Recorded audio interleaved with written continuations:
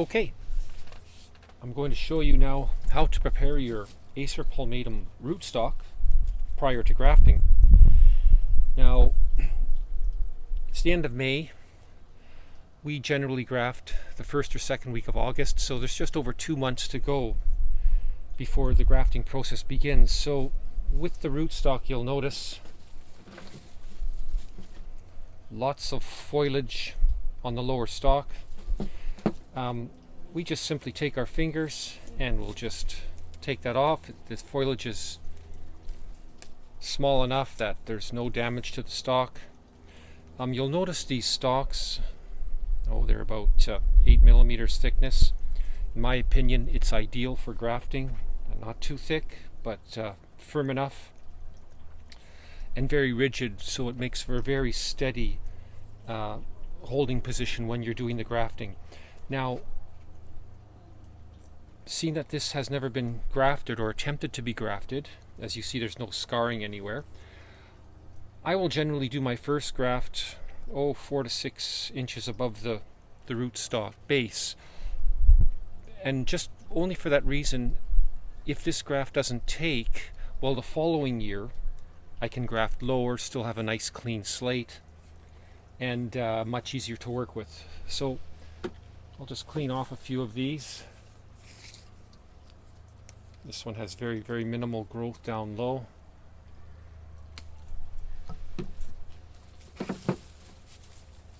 Again, this lower growth, just with the thumb and the finger, just take it all off.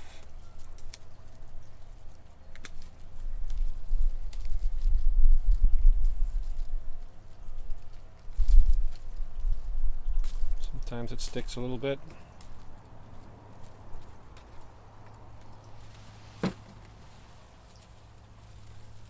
These rootstock samples are looking extremely healthy. Nice vibrant growth.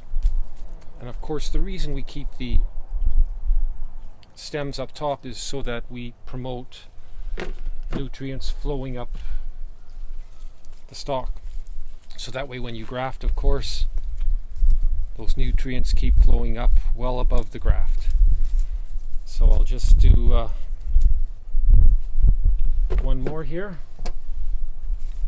And also you'll notice these are fairly tall, so they're ideal candidates for doing a high standard graft. So for example, we've got this one, it's almost 1 meter in length. Well, I can do my graft way up high, and what I would do is a dissectum, in other words a weeping variety, so you get a really unusual look to the tree, because you have the upright growing rootstock with then the foliage growing out and down at a higher level rather than grafting low. Just makes for a nice visual effect as well. And when the rootstock caliber is this thick, it's ideal for attempting to do a high standard. So I'll just load up the tray here. I've just cleaned up a tray of 25, and you'll notice these are 3-inch by 3-inch pots, or 8 centimeter by 8 centimeter. So they're various heights as far as the rootstock goes. Just pull out the odd weed, get them all back in the pot.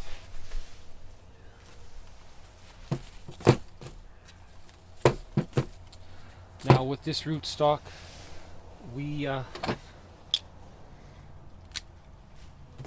basically water twice a day in the summertime, because the pots are small and we want to keep that moisture flowing upright at a very steady level, so that the tree will continuously pump up the nutrients when it's time to graft as well.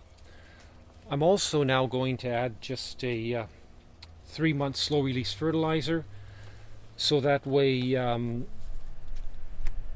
2 months from now it'll still be somewhat active and promoting nutrition up the rootstock, and also it won't be overbearing in the sense that it will force the young graft to grow faster than it should, because it's like open heart surgery when you graft. It's so delicate, you have to be extremely careful. So here's a tray full of rootstock that's ready to graft. Now, 1 week prior to grafting, I'll go over it again and take off the little bit of growth that shows up on the lower levels. And then I'll be making a video of exactly how I do my grafting. And I'll get that video up and running sometime in early August. So there you go. If you are planning to do any grafting, keep your rootstock nice and clean.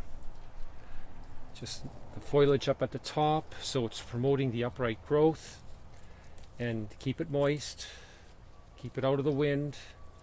So if you've got a greenhouse or a protected location, that'll be ideal. So hopefully this will help you out.